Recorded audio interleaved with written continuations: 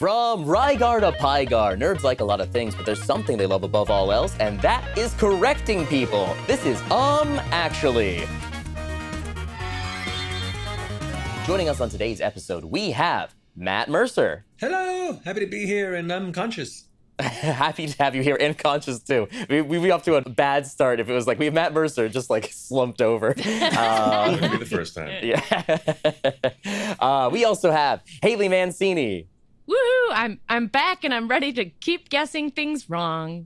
Perfect. You know how the show works. Yay! And we have Matthew Kelly, aka Nando. Hey, everybody. Hello. Thanks for coming on the show, all of you. I have here a stack of statements. These are incorrect statements about a whole bunch of nerdy shit. And it's up to these fine folks to find what I've said that's wrong, buzz in, and correct me. All your corrections must be preceded with the phrase, actually. If you don't say that, I can't give you the point, and you can interrupt me whenever you want. Buzzers at the ready. And here we go.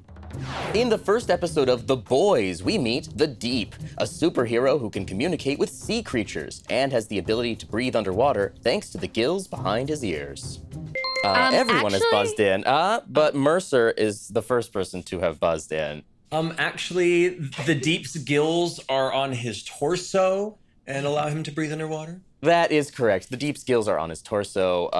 The Mariner's gills from Waterworld are behind his ears, in case you're mixing up your gilled deep sea breathing heroes. It's a shared universe between the Boys and Waterworld. That'd be interesting. Is it actually? You're fucking with me, right? Yes, I'm fucking with you. Yeah, great. That was so believable, though. I was like, too. Like at first you said that, and at first I was like, oh, okay, you're making a joke, and then you kept the eye contact for so long. I was like, maybe I'm wrong. Maybe.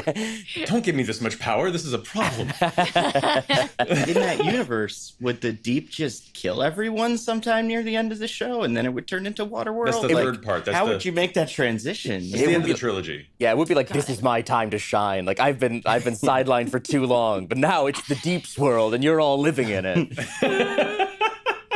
I'd be on a big flamingo raft in Waterworld. Hell yeah. I Just all these chilling. like grungy, big old like all metal and grease and gasoline, just like spying out there, and it's just like a big old pina colada and a flamingo raft just floating around. Captain, pull away! We're being chased by Neo Florida. Yeah. Just squirting daiquiris at everyone. Everyone calm down. Yeah. You don't need to find dry land. You just need a nice dry white wine. Here you go. Let's pass that around. Do you think that like these characters like Aquaman and the Deep, these characters who can talk with sea creatures, like, oh, you're king of the sea, you can talk with sea creatures, does that include like freshwater fish, or is there like a divide there where it's like, yo, we're in a mountain lake, we've never been to the sea, like I know you think you're king of the sea, but we've got our own thing going on here? I like to think there is a divide, and there's some poor people out there who have the ability to only talk to freshwater fish. They're only useful around very specific streams and lakes. Yeah, and they'll never know unless they check. Like, you just go yelling at all the trees. The freshwater lake version of Aquaman is just like living in some like landlocked state. It's just like 50. He's 50 years old the first time. It's like, I'm gonna go on a fishing trip up in the mountains, and it's like, Jesus, I can hear all the bass. I feel like that's everyone's uncle. Yeah. Like, there's just an uncle that lives on a lake. I can't talk to women, so I talk to fish. Well, that point will go to Mercer, and we'll move on to our next statement. In 1998, Soulcalibur was released in arcades, marking the beginning of a franchise that has continued for decades. The most recent, Soulcalibur 6, was released in 2018 and features Geralt of Rivia as a guest character. Yes, Haley? Actually, Geralt was a regular character, not just a guest. That's not what we're looking for. Nando? Actually, it didn't start as an arcade cabinet game. It did. That was something else. Nope. That's not what we're looking for either. Mercer's buzzed in. Actually, it was released as under the name Soul Edge as an arcade cabinet. That is before it became correct. Soulcalibur. That is correct. The first game was Wow. called Soul Edge. Every subsequent game was called Soulcalibur, but the very first one is Soul Edge. I love that so many fighting games have like a very deep lore behind them, where there's like this like huge story. It's like, okay, this is why everyone's fighting. This is what's going on. Because like so often in these games, you don't actually get into that. It's like most of the gameplay is just sort of like, well, it's just me and my buddy on the couch and we're tapping B a lot. But it's like, no, but really, if you dig into it, it's like there's a giant tournament that spans between worlds, and someone's soul was trapped in a dark sword, and blah, blah, blah, blah, blah. Oh, there's a lot of them where there's guys that have a big magic sword and guys that are like a lizard man. And then there's like guys with a fencing sword that don't really have a gimmick. They just kind of showed up. So Yeah, it's like, there is always the one person in a fighting game who is just like, it's like, you just gotta seem like a guy. And it's like, yeah, I don't know. Oh, like, you I was mean- wandering outside. I saw that there was a sign that said fighting today. And I was like, I'm gonna come check this out. I'm ready to throw down. You mean like Axel in Twisted Metal? He's just Yes. a man between two Between wheels. two big wheels. Yeah. He's my favorite person ever because whenever you'd play, like you'd see if you weren't him, you just see him flying through the air Yep. at some point. Yep. It's just like two wheels, like No, it's a valid point though. It's like the one guy is like, I am death incarnate. I can summon the power of necrosis. What do you got? I'm disappointing. Yeah. That's about it. Yeah, like when you have, it's like, I am Shang Tsung, Dark Sorcerer. It's like, I'm Johnny Cage. I'm an actor. I'm represented by Yes. CSA. It's like, what are you doing? Get out of here, Johnny. Like, this is gonna end bad for you. Did you see the new one? Yeah. oh my Yeah. God, yeah. It's pretty great in the way that you would hope a Mortal Kombat movie is terribly great. It is. Yes. Yeah. The one thing about it is it's a lot of they never make it to the tournament. It's like, it's Yeah. just the whole time I just kept being like, when are they gonna get to the fireworks factory? like, come on. Yeah, The movie starts with this incredibly beautifully shot, like serious, Mm-hmm. you know, old feudal Japan era sequence that you're like, oh wow, this is not what I expected, and then it goes like, just joking, it's what you expected. yeah. Mm. At that point, we'll go to Mercer, and we'll move on to our next statement here. Next statement. According to the lore of D&D, Tieflings are the descendants of humans and the Tanari race of demons from the Abyss. Similar races include the Feylii, which are half elf, half Tanari, and Tanaruks, which are half orc and half Tanari. Nando.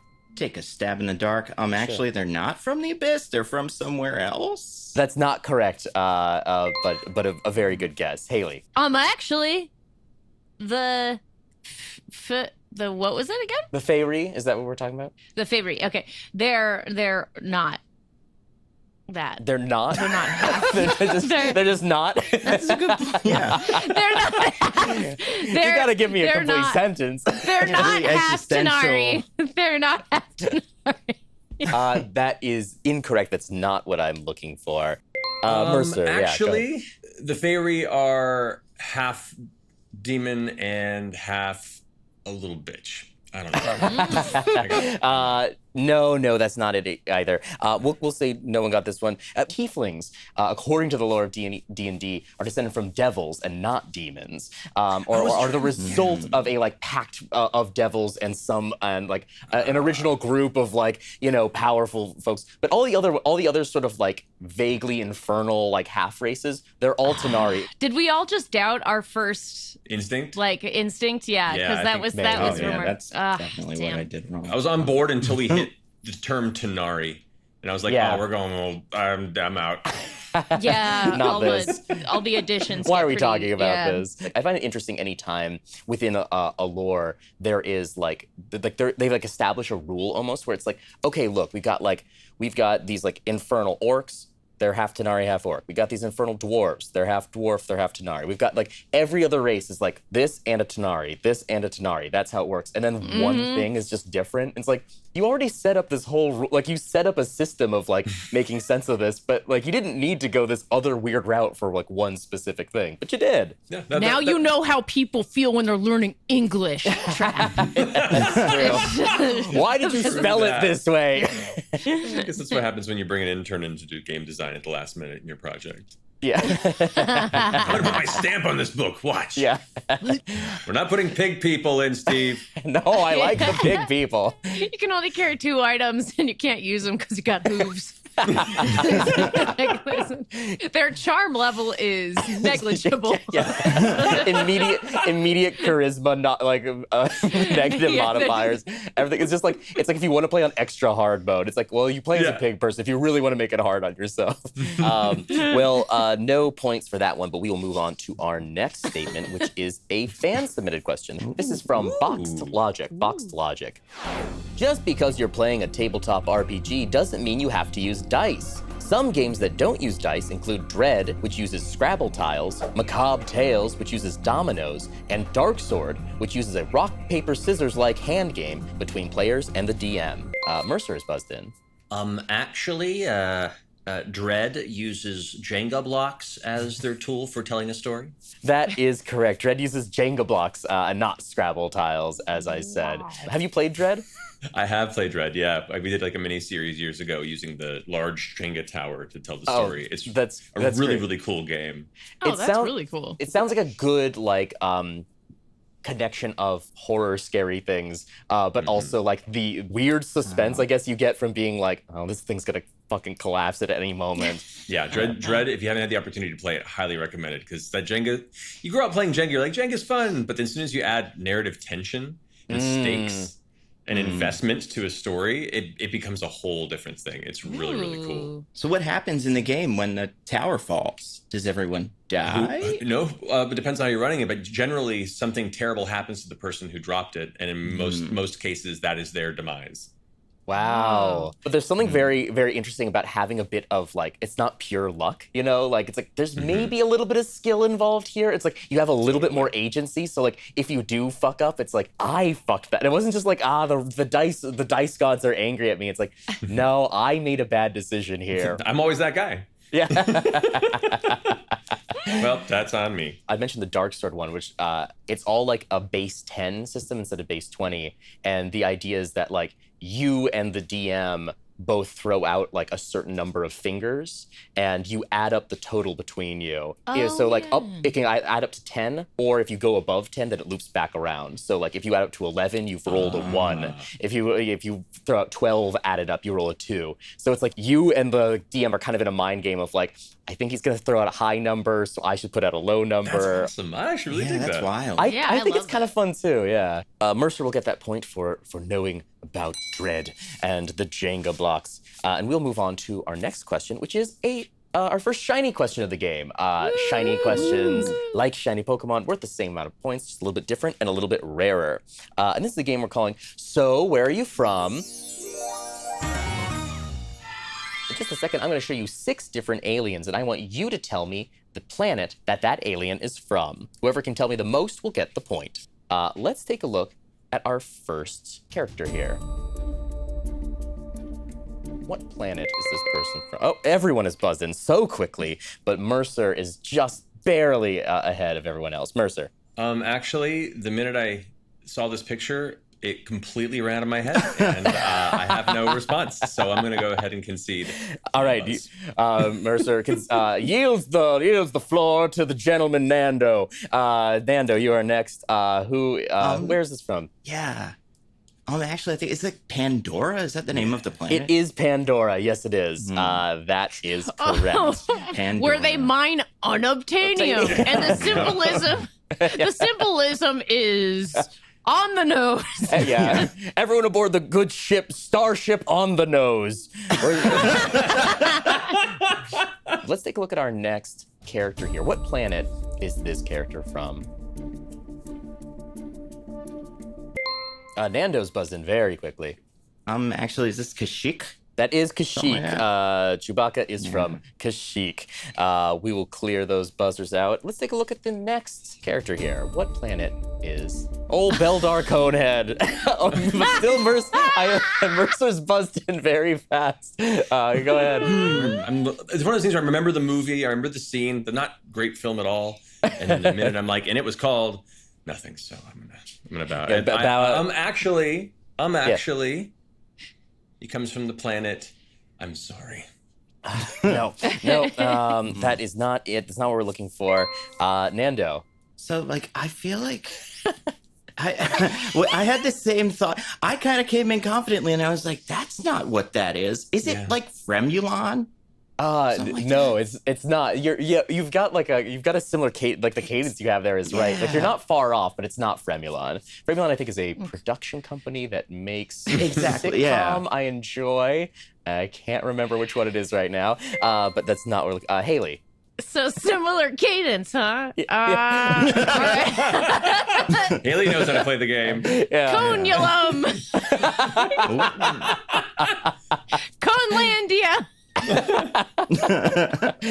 It is not Conium or Conelandia. I'll say no one got this one, which is I sort of put this in there being like, no one's going to know where the Coneheads are from. But when you both buzzed in so fast, it was like, holy shit, do they know where Beldar Conehead is from?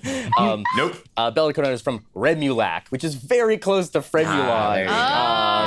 You have the right, that cadence is right in your mind. But it's funny. I remember the phrase like, Arthur the Narthhawk, or whatever it was, they had to fight in the movie. That was a really bad movie. If that can get made, what's stopping you? Producers, they won't take my idea. Instead of pitching ideas, I should just show them the Coneheads and be like, look, you fuckers made this. I guarantee I'm going to make something that will be at least as entertaining as this. All right? No points for that one. Let's take a look at our next alien. What planet is this alien from? Nando's buzzed in. That was a way too quick mistake guess. Fremulon. He's from the planet that the sitcoms are made on. No, he's not from Fremulon. Mercer.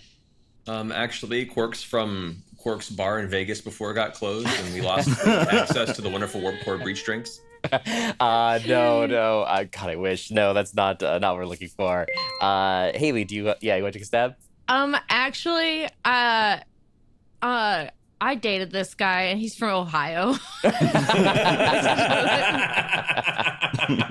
Yeah, he's out in LA now, and it's always just like, I had to get out of there. Just move too slow for me.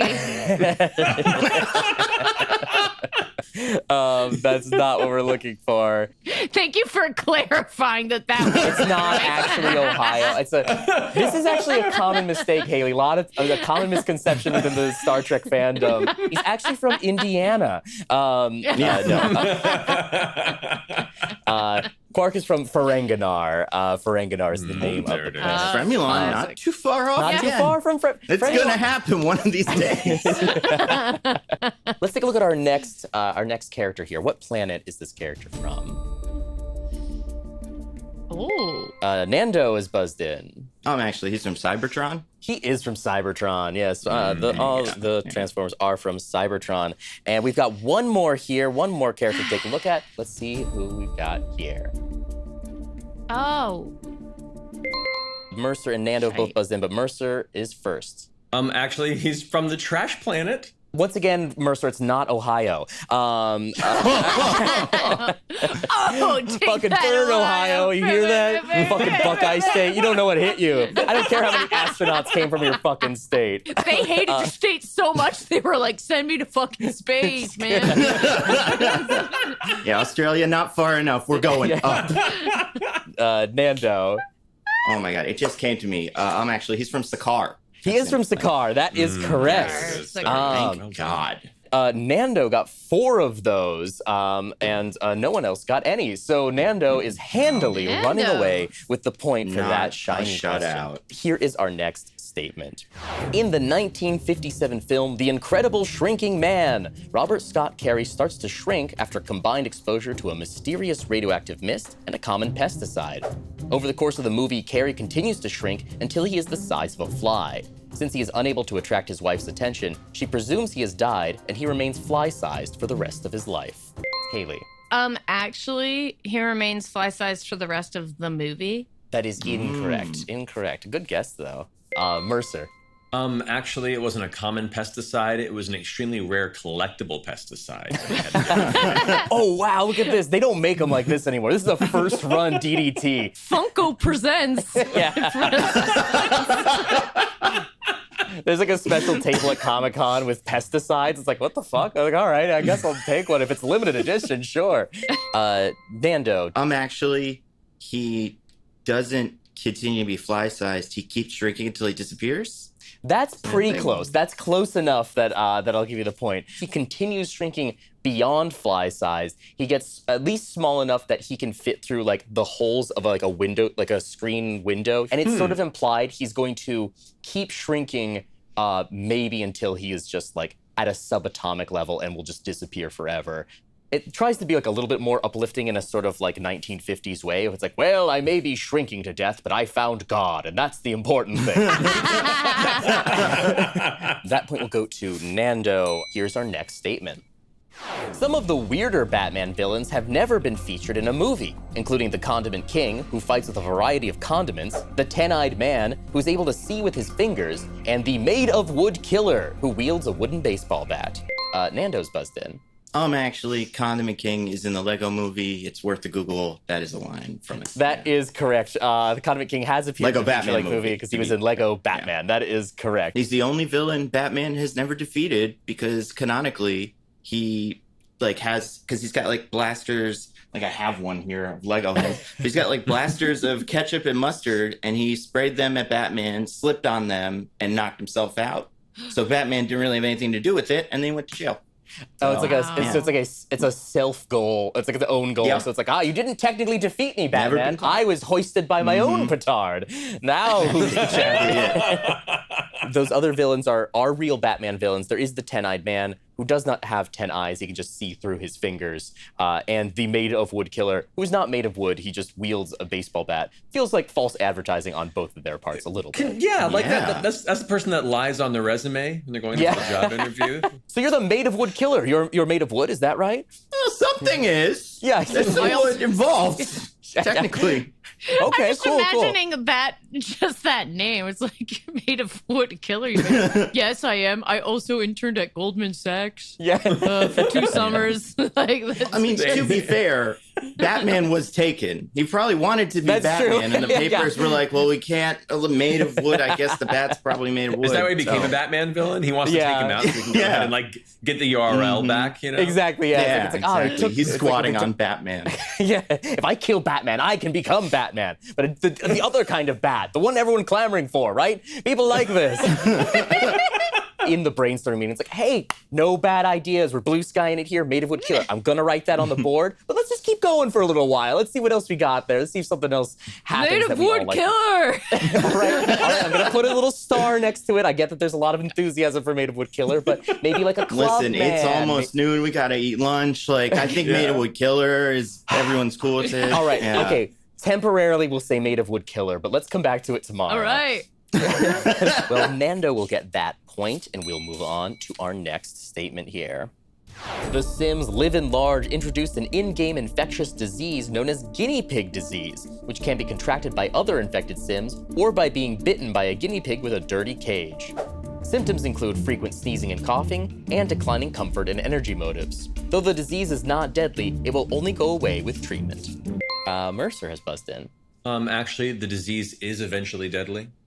That is correct. The disease is, not only is the disease deadly, it is extremely deadly because due to a glitch in the game, you couldn't bring your sim back with the Grim Reaper if it died of guinea pig disease. So your sim was like perma-dead if it died from guinea pig disease. This is the one I knew out of everything. I was like hitting the buzzer. I was like, If it makes you feel any better, Haley, it was a guess. That makes me feel worse. I'm sorry. To the best of my understanding, it was introduced to be sort of like a fun mystery for players where it's like, oh, there is a disease going around, but you don't totally know where it's coming from. But the Grim Reaper effect was not intended. Like, that was just a glitch. So it was just supposed to be sort of like, oh yeah, there'll be this, a little fun epidemiology on the side. See if you can figure out where this virus is coming from. But instead it's just like, oh no, this is actually very bad for your Sims. I mean, video games do that all the time. Didn't World of Warcraft do that too with the blood Yes. disease, where they the made one that was way blood. too good and killed everybody? Yeah, so Yeah, I remember that hitting my server at the time. Before COVID, that was one of the the most recent examples of like a pandemic hitting a community, and like epidemiologists actually used that from Warcraft to be like, oh, this is how people react in a pandemic. This is how diseases spread. This is how we can imagine like a large scale disease spreading in a sort of simulated environment. So interesting, so interesting. Yeah, and weirdly enough, the Alliance didn't wear masks then either, so it was really fun. Haley, did you have any Sims die of guinea pig disease? I just knew about it, and then I watched a lot of videos of them dying. To like wind down at the end of the day. Long to pour myself a glass of wine, watch a bunch of Sims die of guinea pig disease, and I've got myself an evening. I am a god. The only way to cure guinea pig disease, you can either mix up a specific potion with the concatenation station, or you can purchase a painting called the Forgotten Guinea Pig painting, and if you hang that painting in your house, it will like make you immune to guinea pig disease, which is just like, okay, you have the science route and you have the like weird, creepy religion route of like, the guinea pig will save us, the guinea pigs have wronged us, and the guinea pigs will save us. I want to be the Sim that tries to take that painting down after like a month, and like, I think we could take the painting down. Like, absolutely not. That painting is staying right over the mantle forever. I hate this painting. We have a nautical theme going, and you have a guinea pig painting. It doesn't make any sense. That's the curse. The price you will pay is that it's very tacky. Well, we'll move on to our next statement here. And this is our second shiny question of the game. Second shiny question. This is a game we call What's Wrong with This Picture? Just a moment, we're going to show you an image that we have digitally altered in some way. Something is wrong with it. First person who can tell me what it is will get the point. Let's take a look at that image.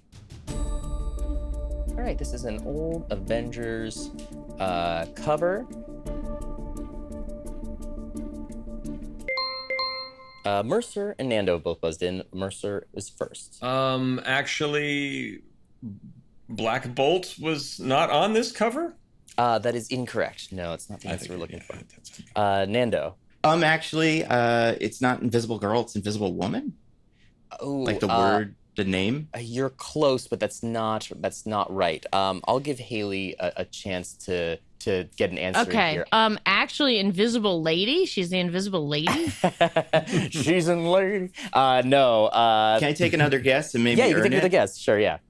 Is it her hairstyle was never like that? Didn't she have like long hair usually? Is that a thing? That's not it either, but there is an Oh issue. wait, was there no picture of her? Was it just an empty white thing? Yeah, of course is it was. correct. There Let's you see go. the original image. Yep. Yes, in the original comic, the comic cover here, she's labeled the invisible invisible girl, but she's just there's no image because she's invisible. You can't see her. So we showed you Sue Storm and not the invisible girl. That's clever. We got there. He had 20 minutes to finish this cover. Not everybody's getting on it. Yeah. Well, Nando, you'll get that point, and we'll move on to our next statement. In the 1960s show Space Ghost, the titular superhero fought villains in space with the help of his sidekicks, teens Zan and Jaina, and Gleek the monkey. In the 90s, the character was reimagined as a late-night talk show host in Space Ghost Coast to Coast. Though this new show frequently brought back old villains like Brack and Zorak, Space Ghost's old sidekicks only appeared on the show twice. Nando has buzzed in. Aren't those sidekicks the Wonder Twins? Were they on Yes, Space Ghost? Weren't they a Justice League thing? Yes, the names I gave are the names of the Wonder Twins, not Space Ghost sidekicks. The Wonder Twins are Zan and Jaina with Gleek the monkey. Space Ghost was accompanied by Jan and Jace with Blip the monkey. So a very clear, Oh my god. a very clear ripoff here. Like they clearly saw the Wonder Twins and were like, yeah, we'll just do that. Zan and Jaina, their names were originally pulled from Tarzan and Jane, and it was sort of a play on a popular property at the time of Tarzan. So I hate it. there you have that. Solid comics taking like a couple and turning them into twins for no reason. Like, there's something about comics where it loves twin relationships. Here is our next statement. Many of the old Infocom text adventure games shipped with supplemental items called feelies. Some were essential for solving the puzzles in the game, like the lab report included in the game Deadline, but others were simply fun memorabilia, like the tiny figurines labeled Official Microscopic Space Fleet in The Hitchhiker's Guide to the Galaxy. Nando's buzzed in. I'm going to say you did need the Space Fleet to play the game in the Hitchhiker's one. No, you don't. Nope. That is not the answer we're looking for. No. Haley, Now, if you No, play it you right, don't. yeah. House No. rules No. involve the. Yeah. God. you don't need. If you're smart enough, you can figure it out without the space fleet. Is what Yeah. I'm saying. That's fair. Actually, the memorabilia was never fun. That's true. That's it. I'm going to say no to that one. I think they're lots of fun. Mercer, you want to take a guess? Actually, none of the memorabilia was required to complete any of the games, and were mainly just collectibles. Another good guess in the opposite direction, but that's not true either. There were some that were the first one that I mentioned, Deadline. That was like a sort of like police investigation kind of game, and there wasn't enough room on and like the discs to include all like the stuff they wanted you to be able to like piece together. So it's like, oh, we'll just send you documents that you need. Like these are clues you'll need to actually solve the puzzles. We'll say no points for this one. The answer I was looking for, true to like the sort of Hitchhiker's Guide cheeky sort of sense of humor, you do get shipped an official microscopic space fleet, or at least a bag that is labeled as such, but they aren't figurines. It's just an empty bag that's labeled. You just can't see it. It's microscopic. I'm going to argue for my point here because Okay. that's not fun. It's an empty bag. Imagination is a lot of fun here. Ooh, yeah. Imagination is, but that's not what came with that bag. It's just a bag. Reading this, it reminded me of something much later, but playing Metal Gear Solid for PlayStation, and there's a point in the game where it's like you already have his number. It's on the back of the box, and it's like, what the fuck are you talking about? And like Yeah. you realize that like the back of the game case has a screenshot of the game that has the number you're supposed to call, and it's just this like weird fourth wall breaking moment. Yeah. But it felt so magical to me when I was a kid. You're where I like, was just holy crap! It's like I'm investigating in the game, and I'm investigating in real life. Just like I gotta scramble, like pick that case out of like where I left it. And there's something just very like the tactileness of that is. It's so much fun. Well, we'll move on here. This is our last shiny question of the game. This is the last shiny question. Just a moment, I'm going to show you 6 different characters from across media, but they all have something in common. First person who can identify what they all share in common will get the point. Let's take a look here.